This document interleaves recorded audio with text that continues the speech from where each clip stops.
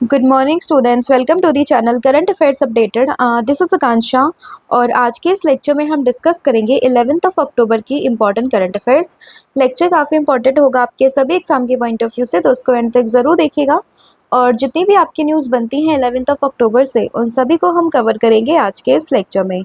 इसके अलावा 10 मंथ का जो कंटेंट है आपके करंट अफेयर्स का, जिसमें आपको जनवरी से लेकर अक्टूबर 2025 का पूरा कंटेंट यहाँ पर मिलेगा एमसीक्यू फॉर्मेट में। आप देख सकते हो, आपको क्वेश्चंस विद एक्सप्लेनेशन यहाँ पर मिलेगा और इसमें आपका लास्ट 10 मंथ का पूरा कंटेंट जो है वो कंपाइल किया हुआ है, जिसमें आपको 2200 प्लस क्वेश्चंस यहाँ पर मिलने वाले हैं। और इसके लिए आपको व्हाट्सअप करना है 8815306208 पर। साथ ही में जो हमारा एप्लीकेशन है दैट इज देवाशीष क्लासेस, तो आप उसको भी इंस्टॉल कर सकते हो। यहाँ पर आपको डायरेक्टली इस ई बुक की जो लिंक है वो मिल जाएगी, आप यहाँ पर भी जाकर इस ई बुक को परचेज कर सकते हो।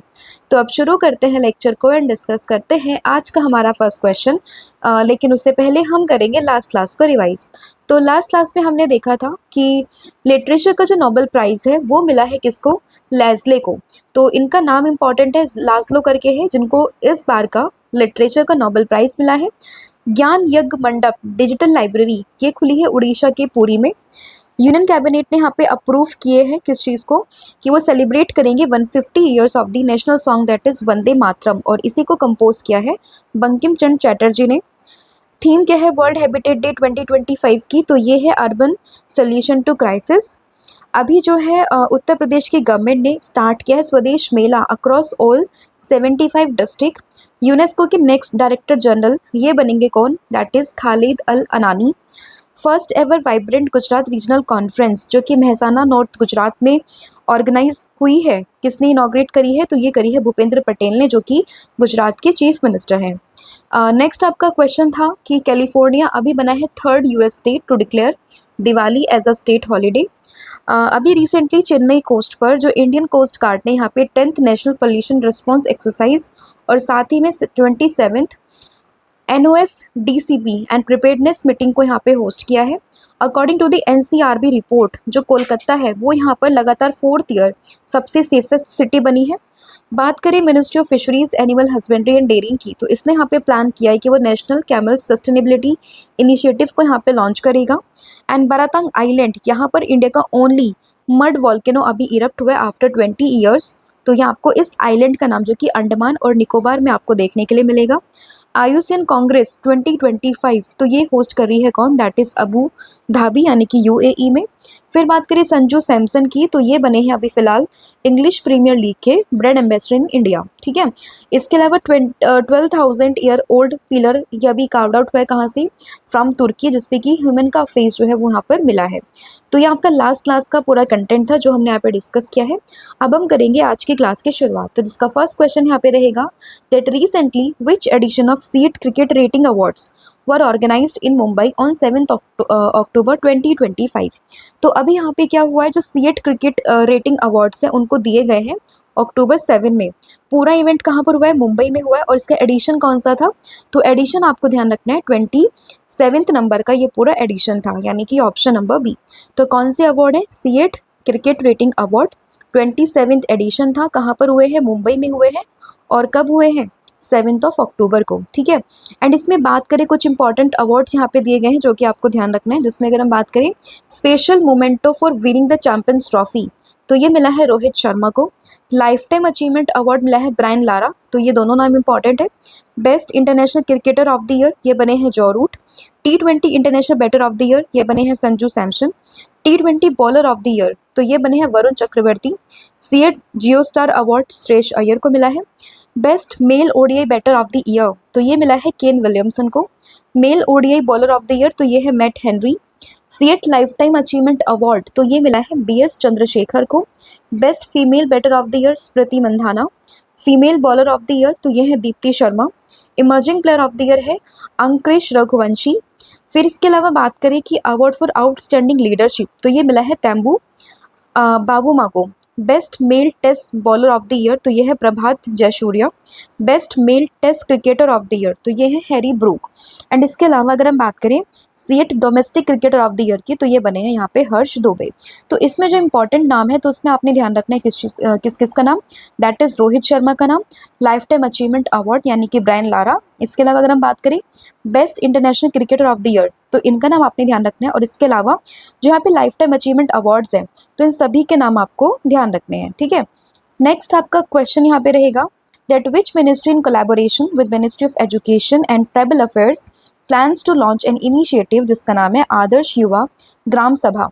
तो अभी यहाँ पर क्या हुआ है, मिनिस्ट्री ऑफ पंचायती राज ने जो मिनिस्ट्री ऑफ एजुकेशन के साथ में मिलकर और मिनिस्ट्री ऑफ ट्राइबल अफेयर्स के साथ में मिलकर जो आदर्श युवा ग्राम सभा है इस इनिशिएटिव को लॉन्च करने की यहाँ पे बात करी है।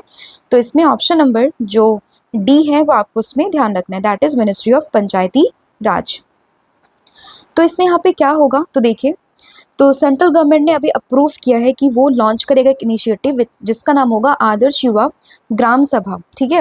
एंड ये किसके ऊपर बेस्ड है, तो ये बेस्ड होगा यहाँ पे यूनाइटेड नेशंस एजुकेशनल सिमुलेशन के ऊपर which is a UN model across all school in the country. And इसमें क्या होगा, जो ऑफिशियल्स होंगे of the ministry of Panchayati Raj in collaborations with the ministry of education and tribal affairs, यहाँ पे 600 जवाहर नवोदय विद्यालय को यहाँ पे ओपन किया जाएगा, साथ ही में 200 एकलव्य मॉडल रेजिडेंशियल स्कूल्स को यहाँ पे ओपन किया जाएगा। तो कुल मिला के अगर हम बात करें तो 600 + 200 यानी कि 800 यहाँ पे नए स्कूल्स को खोला जाएगा, जिसमें JNVs एंड साथ ही में EMRS के स्कूल्स को यहाँ पे खोला जाएगा, ठीक है। तो इस इनिशिएटिव का नाम दैट इज आदर्श युवा ग्राम सभा, और इसमें मिनिस्ट्री कौन कौन सी इन्वॉल्व है, that is ministry of education, ministry of tribal affairs and साथ ही में मिनिस्ट्री ऑफ पंचायती राज।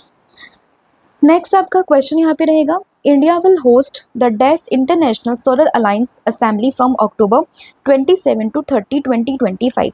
तो अभी रिसेंटली अगर हम बात करें तो 27 से लेकर 30 अक्टूबर के बीच में जो इंटरनेशनल सोलर अलायंस की कौन सी एडिशन को यहाँ पे इंडिया होस्ट करेगा, तो यहाँ पे इंडिया होस्ट करेगा कौन सी एडिशन को, दैट इज इसमें ऑप्शन नंबर बी आपने ध्यान रखना है।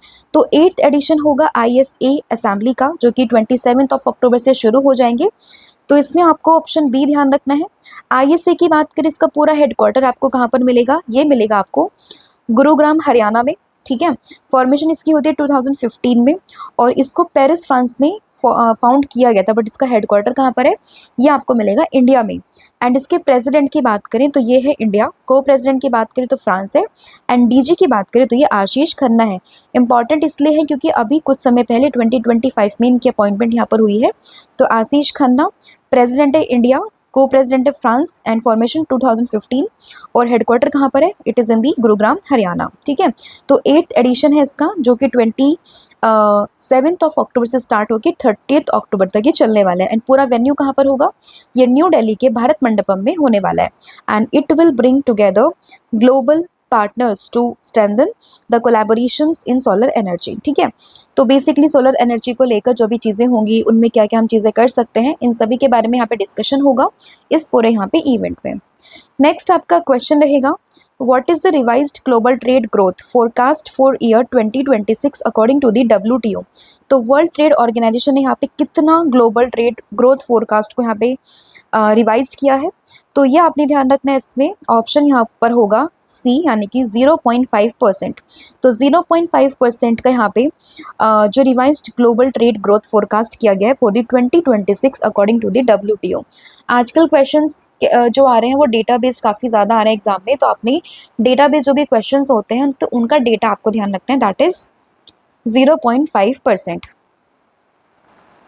तो इसमें आपको ध्यान रखना पड़ेगा दैट WTO यानी कि world trade organization has revised its 2026 forecast for global merchandise trade volumes growth down to 0.5%, ठीक है। तो जो फिगर है यहाँ पे दैट इज 0.5, ये इंपॉर्टेंट बन जाती है। एंड अगर हम बात करें WTO का जो upgraded its trade growth projections to 2.4% from 0.9%, ठीक है। इसके अलावा अगर हम बात करें कि जो this is still below the 2.8 growth seen in 2024, तो जो पिछला ग्रोथ यहाँ पे देखा गया था 2024 में दैट इज 2.8%, उससे अभी भी यहाँ पे जो ग्रोथ प्रोजेक्शन है वो कम है। और जो इसमें यहाँ पे इन लोगों ने जो ग्लोबल ट्रेड ग्रोथ को फोरकास्ट किया है वो है 0.5% का, ठीक है। नेक्स्ट आपका क्वेश्चन यहाँ पे रहेगा, लेकिन उससे पहले WTO को जाने, तो WTO that is world trade organization, जिसकी फॉर्मेशन होती है 1995 में। एंड इसका जो हेडक्वार्टर मिलेगा आपको जेनेवा स्विट्ज़रलैंड में मिलेगा, और इसको जो डीजी हैं वो हो जाएंगे नकोजी ओंकोजो इवेला। ठीक है, ये इंपॉर्टेंट है। नेक्स्ट आपका क्वेश्चन यहाँ पे रहेगा, which of the following make history with the first live under water interview. तो first live under water interview यहाँ पे किसने बनाया है? तो यहाँ पे आपको कंट्री का नाम ध्यान रखना, दैट इज पलाऊ, यानी कि ऑप्शन नंबर ए। तो पलाऊ में यहाँ पे क्या हुआ है, फर्स्ट अंडर वाटर इंटरव्यू हुआ है। और जब भी कोई क्वेश्चन वर्ल्ड में या फिर इंडिया में पहली बार होता है तो एग्जाम के परस्पेक्टिव से इंपॉर्टेंट क्वेश्चन बन जाता है। तो first live under water interview that is in the Palau, यानी कि ऑप्शन नंबर ए। ठीक है, तो Palau made history with the first live interview under water interview and the event aims to raise awareness about protecting the oceans. यहाँ पे जो president थे उन्होंने रिप्रेजेंट किया पलाऊ को in the interview, and he was joined by the Merle Liivand, an Estonian Olympic swimmer and ocean advocate. तो इनके साथ में मिलकर ही पलाऊ के प्रेसिडेंट ने यहाँ पे इस इंटरव्यू को दिया है। ठीक है, तो कंट्री इंपॉर्टेंट है, दैट इज पलाऊ। लोकेशन आप यहाँ पर देखिएगा, ये ऑस्ट्रेलिया, देन यहाँ पे आपको फिलीपींस, एंड ये इंडोनेशिया, पपुआ न्यू गिनी, और इसी के बीच में आपको यहाँ पे पलाऊ देखने के लिए मिल जाएगा। ठीक है, एक पैसिफिक आइलैंड की कंट्री है, नेशन है, which is around 340 islands and its lies east of the Philippines, right. Next आपका क्वेश्चन है यहाँ पे, which London based digital finance firm will launch its payment platform in India as a part of its global expansion. तो कौन सा London based digital finance firm है जिसने कि अभी अपना खुद का यहाँ पे पेमेंट प्लेटफॉर्म को लॉन्च करने की बात करिए इंडिया में? तो ये हो जाएगा यहाँ पे रेवोलुट, यानी कि ऑप्शन नंबर सी। तो बेसिकली ये एक London based digital finance firm है जो कि इंडिया में अपना खुद का पेमेंट प्लेटफॉर्म को ये लॉन्च करेगा as a part of its global expansion.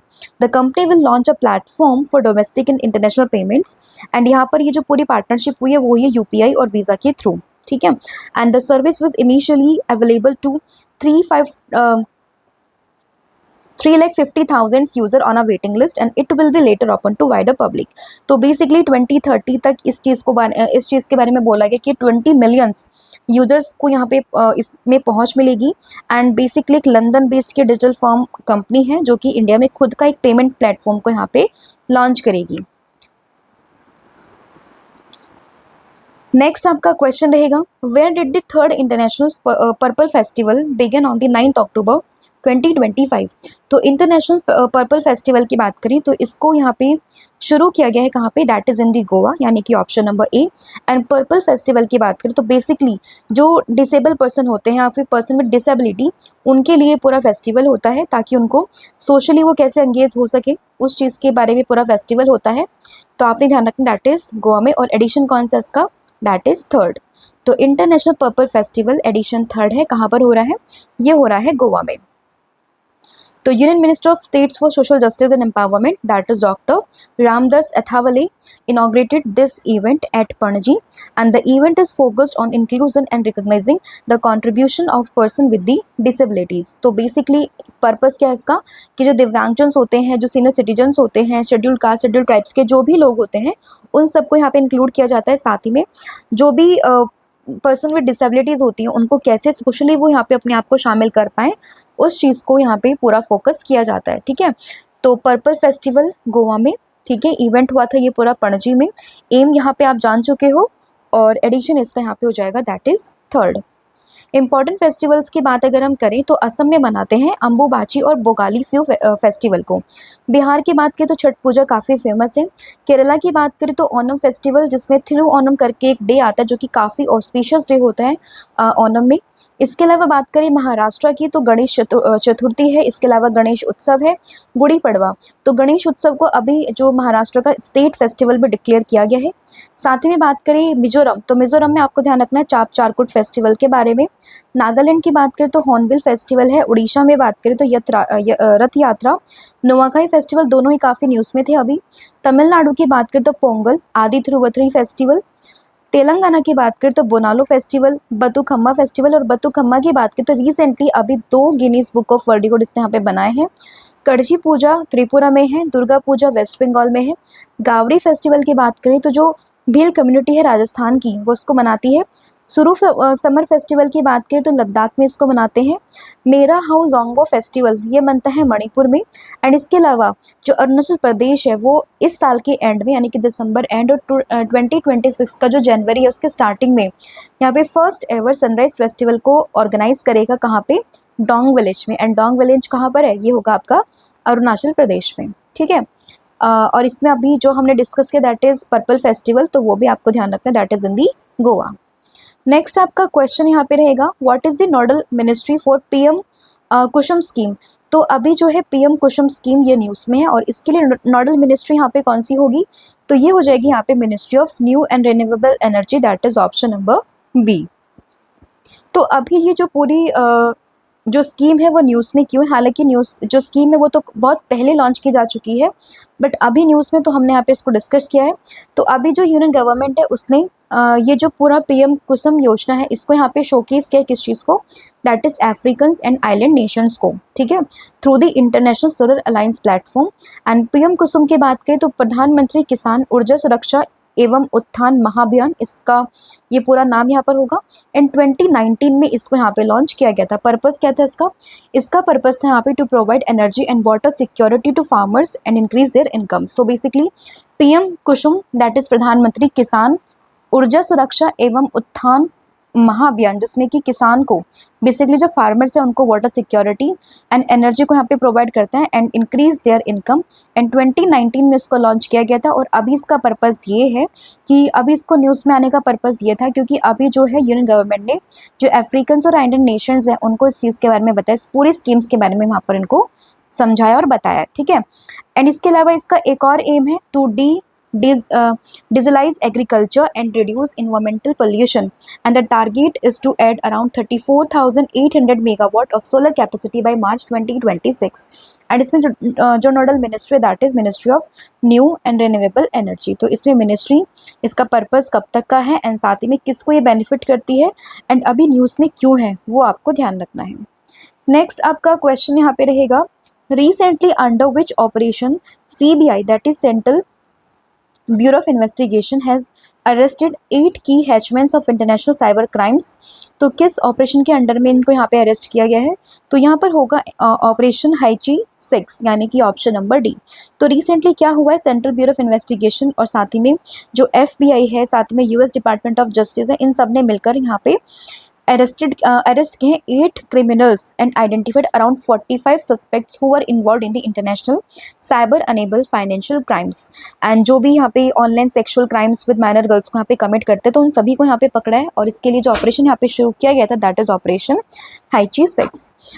इसका पूरे का ऑब्जेक्टिव क्या है? तो its global campaign which is focused on the 7 types of crime which is cyber enable financial crimes, इसके अलावा voice phishing, love and romance scams, online sextortion, investment frauds, money laundering link to illegal online gambling, साथ में business email compromise and e commerce fraud. तो यहाँ पे कुछ इस तरह के क्राइम्स होते हैं और इन्हीं के थ्रू जो भी यहाँ पे 45 सस्पेक्ट्स थे, साथ ही में कुछ 8 क्रिमिनल्स थे, उनको यहाँ पे पकड़ा गया है। And the operation name is operation Haechi 6। कुछ और इम्पॉर्टेंट अभी ऑपरेशंस न्यूज़ में थे, लाइक अगर हम बात करें ऑपरेशन अलर्ट की तो 26 अभी जो ये हमारा इंडिपेंडेंस डे था 15 अगस्त, उससे पहले जो राजस्थान बॉर्डर है वहाँ पर इसको शुरू किया था बॉर्डर सिक्योरिटी फोर्स ने।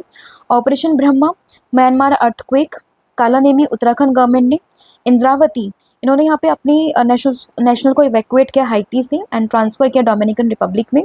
ओलिविया आईसीजे ने शुरू किया है to protect olive ridley as sea turtle. Spider web की बात करें तो drone attack which is carried out by the security service of Ukraine. Rising lion की बात करें तो इसराइल का बॉर्डर स्ट्राइक था ऑन ईरान। ट्रू प्रॉमिस 3 की बात करें तो it is launch by the Iran in retaliation for the Israel operation rising lion. Operation Sindhu की बात करें तो evacuates Indians national from Iran. At midnight hammer की बात करें तो यूएस ने जो है ईरान की न्यूक्लियर जो साइट्स थी वहाँ पे 3 साइट्स पे यहाँ पे अटैक किए थे, that is on by the operations of operations midnight hammer.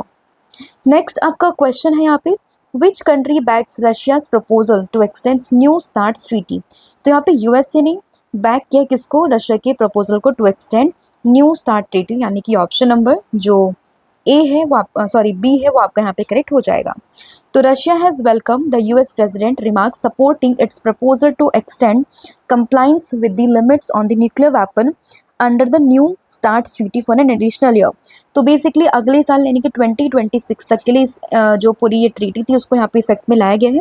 Starts की फुल फॉर्म है यहाँ पे strategic arm reduction treaty and original START one treaty was sign between the US and Soviet Union in 1991 and 1994 में effect में आती है। And इसने यहाँ पे रिप्लेस किए थी स्ट्रैटेजिक ऑफेंसिव रिडक्शन ट्रीटी को, दैट इज शॉर्ट को। एंड लेटर फिर यहाँ पे शुरू होती है न्यू स्टार्ट ट्रीटी जो कि 2010 में साइन की गई थी और 2011 में इफेक्टिव में आई है। और इनिशियली इसको वैलिड किया गया था 2021 तक के लिए और अभी इसको एक्सटेंड किया गया 2026 तक के लिए। ठीक है, तो ये किस किस के बीच में है, यूएस और रशिया। एंड इसकी फुल फॉर्म है strategic arms reduction treaty and इसको शुरुआत इसकी होती है 2010 में, इफेक्टिव में आती है 2011 में। 2021 तक के लिए इसका पूरा बॉन्ड था बट 2026 के लिए इसको यहाँ पे एक्सटेंड कर दिया गया है। तो इसलिए पूरी की पूरी ट्रीटी जो है अभी न्यूज़ में आ चुकी है। नेक्स्ट आपका क्वेश्चन रहेगा यहाँ पे, who became the new prime minister in Madagascar after a Gen Z protest which has led to the power of change of power। तो अभी जो है मेडागास्कर के पीएम यहाँ पर कौन बने हैं, तो मेडागास्कर के पीएम यहाँ पे बने हैं रुपिन फोर्टनेट, यानी कि ऑप्शन नंबर सी। तो ये वहाँ के मिलिट्री जनरल थे जिनको वहाँ की अभी पीएम की जो पदभार है वो मिल चुका है। तो ऑप्शन नंबर जो सी है वो आपका यहाँ पे करेक्ट हो जाएगा। तो वहाँ के जो प्रेसिडेंट है दैट इज आंद्री रेजोलिनी, तो इन्होंने बेसिकली उनको अपॉइंट किया है रुपिन फोर्टनेट को as a countries new PM. And Madagascar की बात करें तो इसके लोकेशन आप यहाँ पर देख सकते हो, अफ्रीकन कॉन्टिनेंट के पास में आपको ये मेडागास्कर देश देखने के लिए मिल जाएगा।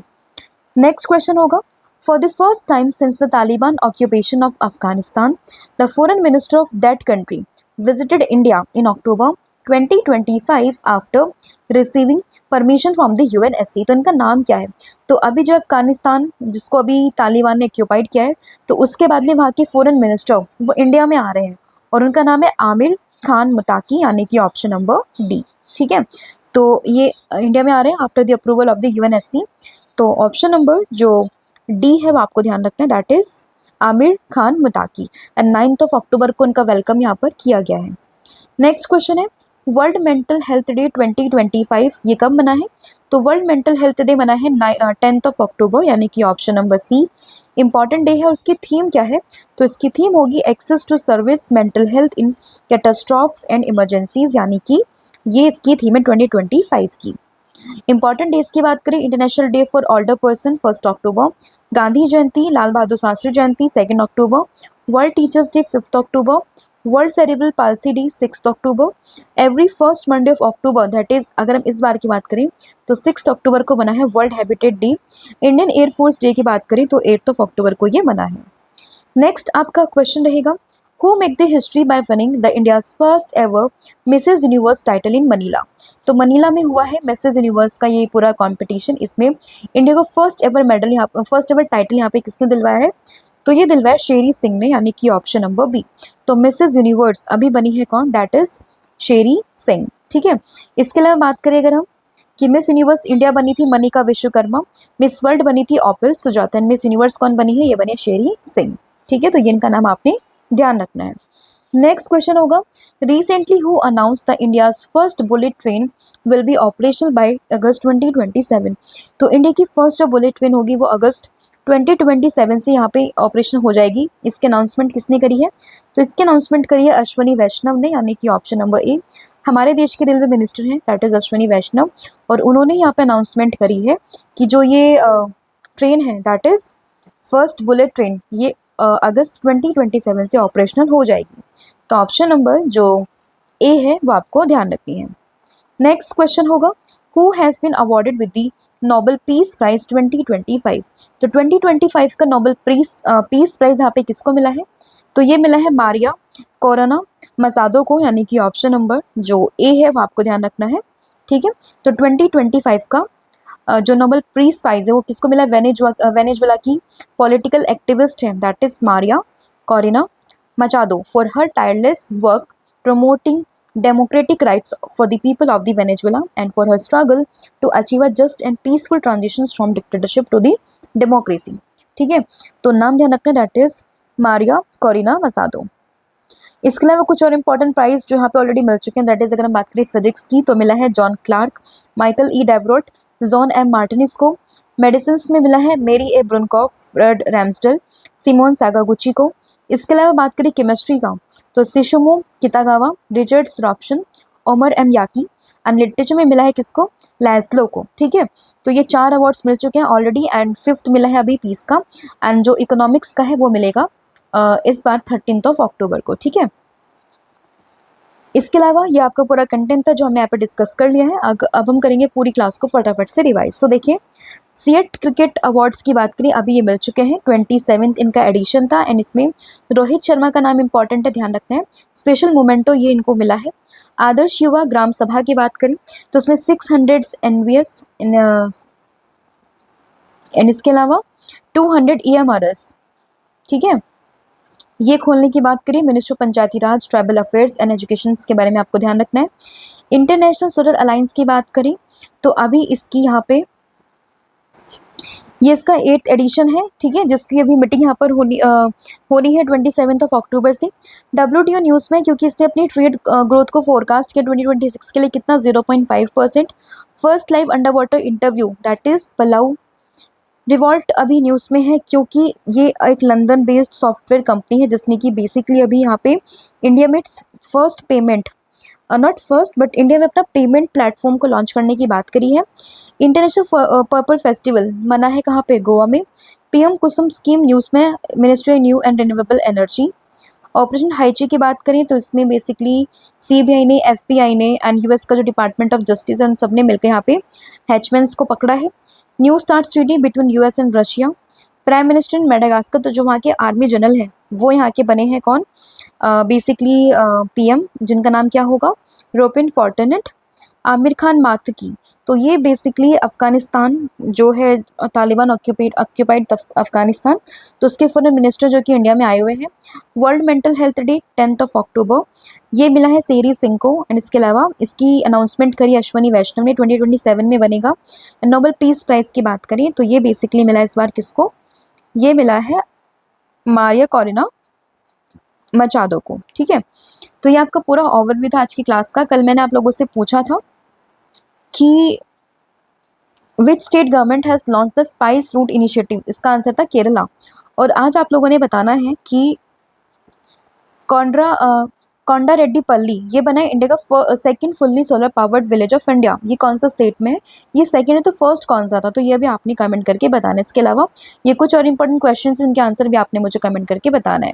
इसके अलावा कॉम्बो ऑफर है आप लोगों के लिए, इसमें current affair, static GK plus 1000 MCQ series आपको मिलेगी, तो इसको भी आप परचेज कर सकते हो सेम व्हाट्सअप नंबर के थ्रू। साथ ही में ऑनलाइन कोर्सेज पर भी 40% का ऑफ चले, तो आप इसको भी अवेल कर सकते हो by using this code. And इसके लिए भी आपको हमें व्हाट्सअप ही करना है, साथ में जो एप्लीकेशन है वहाँ पर भी आप जाके इस कोर्स को परचेज कर सकते हो। Thank you so much, have a good and wish all the very best. जय हिंद, जय भारत, जय जगन्नाथ। Thank you.